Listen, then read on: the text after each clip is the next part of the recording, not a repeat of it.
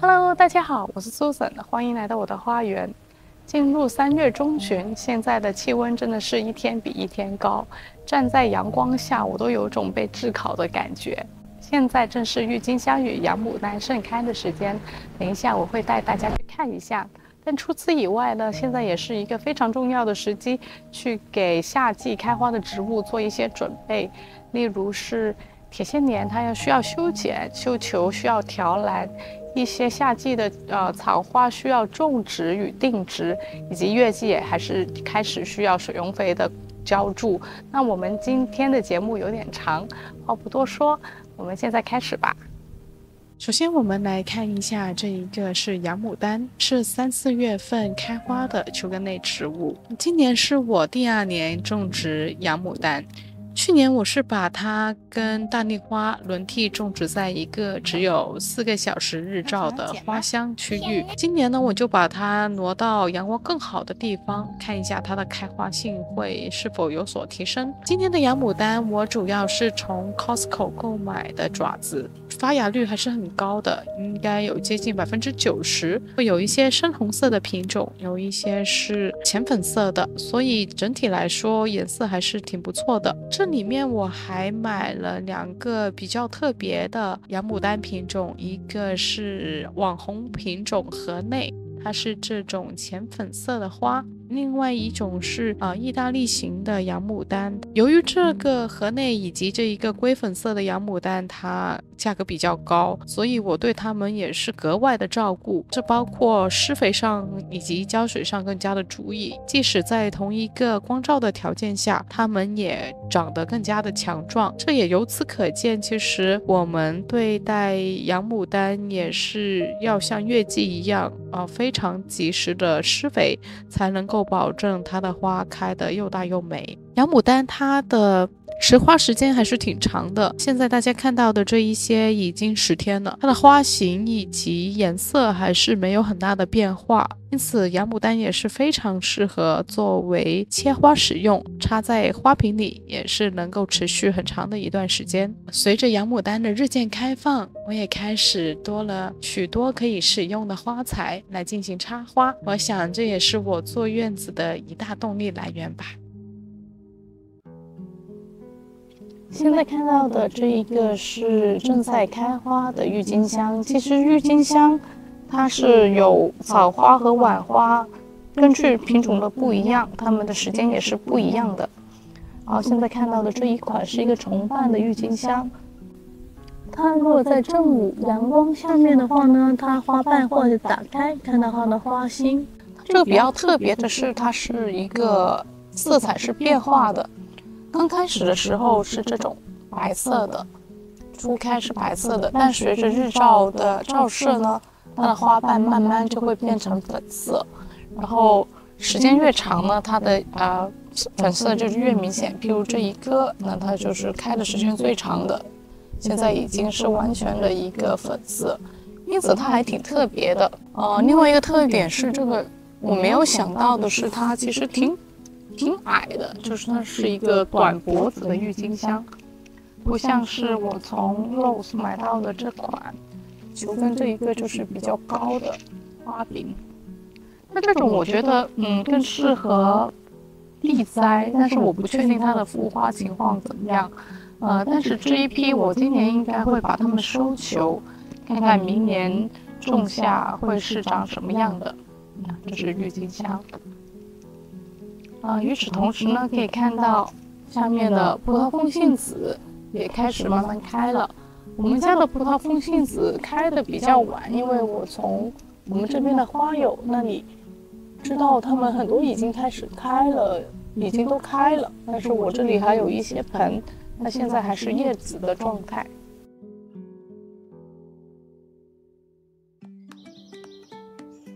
随着温度的上升，我这一条小路旁边的白色花坛也渐入佳境。除了白色的洋牡丹，现在杜鹃也慢慢的开始起来了。在小路的另外一边是我最近才完工的花坛改造，那我们就看一下我都做了哪一些调整。这一个背阴的花坛，其实是我今年，准确来说就是上一周才把它完全改造完的。这一棵瑞香是去年6月份的时候种下的，然后接下来的这些呢是刚刚种下去不久的，包括一个是无风草，以及这一些是一些草，后面这一个是蕨类，以及这里是一个种在盆里面的仙客来。在这中间你可以看到这里有点空的，其实那个位置现在看起来好像没有什么，它应该是有一颗玉簪在这里面的。但由于在我们这里呢，玉簪10月到来年4月，它这里都是枯萎的，地表上没有东西，因此我们最好还是把它跟一些常绿的植物种植在一起，这样即使是它在枯萎的时节，那也不会那么空。然后再下来的这一边呢，是一个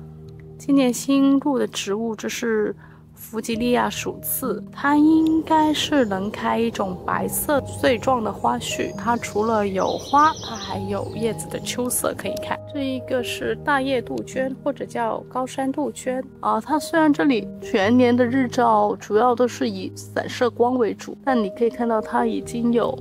这一个花苞在它的顶端，因此它的耐阴性确实是非常的好，而且它在众多的高山杜鹃里面，它的株型算是比较紧凑，因此它也适合空间比较小的花园。而在它的旁边这里呢，是刚刚盛开的复瓣的洋水仙，这一个是从 Costco 买的球根，它质量还是很不错的。在这里面呢，这也有一个洞，对不对？这个洞其实也是一颗玉簪，因此呢，除了周边种植这一个常绿植物以后呢，我们还是可以把玉簪跟这种球根类的植物搭配种植，这样在玉簪落叶的时节呢，我们在这个地区的土面上还是有可以欣赏的花卉。我想说一下的是这一个地被的植物，这个地被的植物其实是金骨草。它是我去年在 Costco 买的，它真的很能长，而且它能适应广泛的地区，除了在半阴、全阴的地块，甚至是全日照的地块，它也都能活得很好。它会自己蔓延，这最初只是几颗小的，现在它都已经连成一片了，我非常的推荐。在这个时候呢，我们其实也要对已经开败的残花进行及时的修剪，例如是这一个风信子以及洋水仙，因为我的目的是希望它明年能复花，因此在花后把它修剪掉，就能够防止它把营养去生成种子，这样的话能够更好的回流到根部。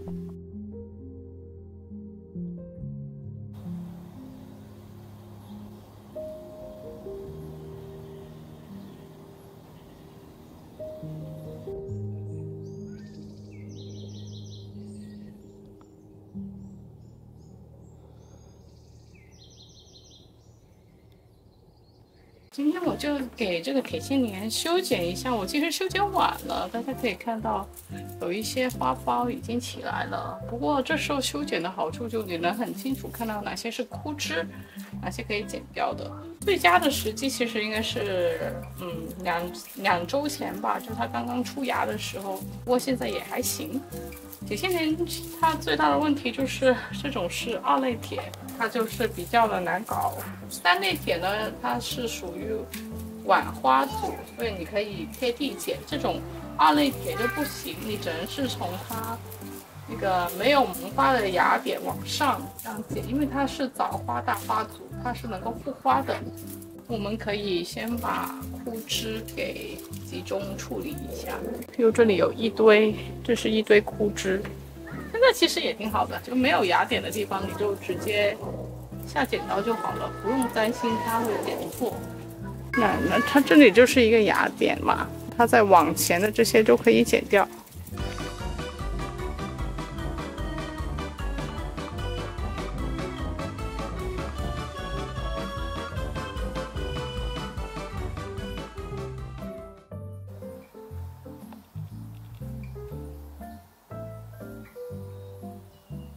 那说完铁线莲的修剪，我们来看一下绣球花的条篮。这一棵是我种植在北向露台的绣球，大家可以看到它的花苞都已经起来了。这个绣球我在去年的时候并没有修剪，对绣球这种修剪呢，是记得不能够把它做株型上大的调整，只能够是把这种已经干枯了的残花给去掉。因为大家也可以发现啊，所有它枝头的顶端都是花苞，因此呢，在这个时候我们就仅仅需要把枯枝修剪完，就可以进行调篮的工作。这一次呢，我调篮的是使用到2个不一样的调篮剂。首先是这种有机的土壤调篮剂，我打开看了一下，里面的感觉成分是以硫磺为主，因为很明显的硫磺味道，当你拿在手上的时候。这一种呢，我去年开始是有使用在地栽的植物上面，在移栽的时候会放一点我就发现呢，它有一点作用能够使植株不是单纯的粉色，会有一点浅紫色在里面。但是如果你想要那种很蓝的效果呢，这种基于硫磺的调篮剂其实是不足以的。这时候呢，我们就需要另外一款硫酸铝这个硫酸铝呢，是我今年第一次尝试的新的调篮剂据说呢，它会有比较明显的效果。那我们在使用的时候其实还挺简单的，按照它的说明就是拿一些，然后撒在土面就可以了。如果在盆栽呢，我的使用的量就不会很多，大概是1个大匙的量。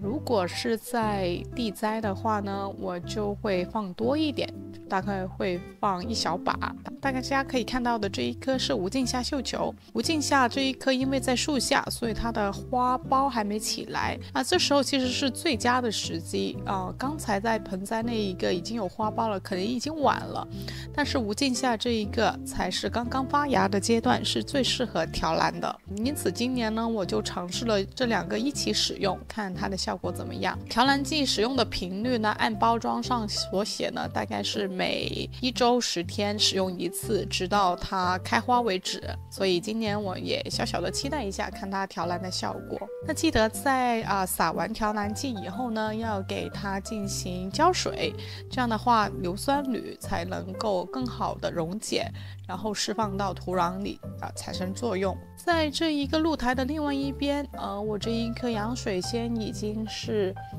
过了花期了，记得在这时候呢，把它的残花给拔除，主要是防止种枝的生成，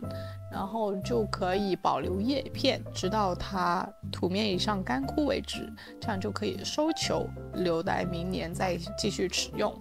在它后面的绣线菊今年是我第一次看到它开花它是伞状的小花，还挺可爱的。这个绣线菊我暂时把它养在一个大盆里，看看它明年会不会长得更大。接下来呢，是我盆栽月季的区域，大家可以看到现在所有的新芽都已经长出来了，个别品种呢还已经打了花苞。今年其实挺暖的，我有一些本地的花友，他们都已经开了第1朵春花，但由于我家的院子呢基本是以半日照为主，所以现在很多只是新芽的状态，花苞也还没有显色。我觉得今年开花会挺早的品种，包括有这一个 Angel Face， 另外呢就是巴黎月光，巴黎月光它真的非常的优秀。除此以外呢，我看到的这一颗是马克夏加尔，它原来是地栽的，但是地栽的时候感觉状况不是很好，我把它挖出来了，没想到在盆栽里呢，可能接受的日照更加充分，它就开得更好。现在的这个时候呢，其实我们要注意，有时候会有蚜虫。我对付蚜虫的方法是这种物理防治，就是用手把它撸掉。这一颗长得还挺蓬勃的，应该是安妮公主。那现在这时候是很重要给它们补充养分，所以如果之前没有来得及施冬肥的话，现在是一定要给它们添加周期性的水溶肥。我通常是会在一个水桶里面加入大概是2个 tablespoon 的量吧，大概这样。这种桶应该是5加仑的桶，把它放满，进行灌根。一般我的盆栽苗我都会以这种方式去施水龙肥，我一般不会直接干撒。那我大概就是这种小盆呢，就给它来半勺，大的话呢，我就直接给它来1勺，这样灌根。特别是小苗，因为小苗我并没有埋肥，所以呢，小苗这时候非常的需要养分去生长，这时候就可以用水龙肥。我就是有空的时候呢，我都会这样手动去浇灌一点。那因为这其实挺淡的，就不用怕烧根什么的。那种有花苞的，譬如是这个 Angel Face， 那我就会特别照顾的多给它一点。这样就是龙布沙宝石的情况。我今年呢没有给原来叶子拔掉叶片，但是呢，我觉得这是一个错误的选择。大家可以看，这些老叶子很明显的就会长出这种锈斑。当然这是一个新陈代谢了，但是我也会担心这种老叶子会不会感染新叶啊？毕竟它这种孢子还是有传染性的。因此，虽然有一些博主说不需要，看这是一个锈斑。不需要担心这种老旧的叶子，但我觉得可能是跟地区相关吧。至少在北加这里，因为冬天都比较的是雨季，雨水很多，所以这种锈斑是不可避免的，是一定会发生的。即使是我在给它冬剪，就是1月份的时候，它们其实还是很好的，一点都没有锈斑。但是到现在，它的叶子的养分主要供给给新叶以后，这种锈斑就旧的叶子它就会受到这种病态的侵袭，所以即使它可能对整个植株没有很大的伤害，希望不会有很大伤害吧。但它确实很难看，这种情况我们还是在冬天的时候把它撸掉叶子，这样的话我觉得会更好。那至少不会现在我看到它有锈斑的时候把它拔掉，它会担心它那个孢子啊到处飞。我还有一棵月季，它有另外一种情况呢，就是在盆栽苗给它埋冬肥。我当初是没有想到它的根系是如此的弱，因为这一棵我也感觉没有埋很多东西啊，但是它就是这样，肯定是根系出现问题，它烧根了，这种枯了。新叶全部直接枯了。那这个情况我是这样处理的，我把它的土全部都扒走了，换上新的普通的配方土，也不要放在全日照的条件下，我就放在半日照，只照到早上大概2、3个小时的阳光，然后希望它能够恢复过来。那这一棵呢就明显被烧到了，它的根系都开始变黑。所以这也就提醒我们，其实每一个植物，特别是盆栽，它对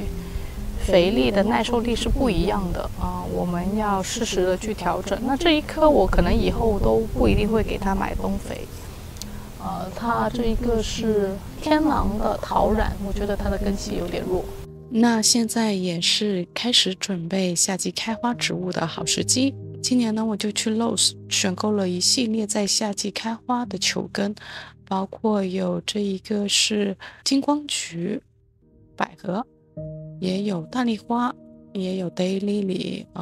大花飞燕草。但是这一次的种植体验其实并不是非常好，因为在我屏幕看到的这么多种裸根里面，大概只有一半它在拆开以后还保持有比较好的活性，另外一半都几乎是烂掉的状态，那些我已经拿去退了。那现在过去了1个月，只有百合和火炬花开始发芽了，其他的其实它们的状况还不是特别的好，我也不是很确定它们能不能够长出来。也许是因为今年的天气比较暖吧，这些大卖场的裸根其实也并没有进行一个冷链的输送，可能就放在常温甚至是日照下的话，温度太高了，导致它们的质量都不太好。所以大家在选购的时候一定要尽可能的查看它的根系的活性是怎么样。如果有一些密封包装看得不是很真切的话呢，你也可以买了以后第一时间把包装纸拆开，然后如果发现里面的根系都已经很不好了，甚至是就变成泥土的情况也是有的。这种情况的话，你可以就立刻拿回去退款，这样的话就省却再跑一趟的麻烦。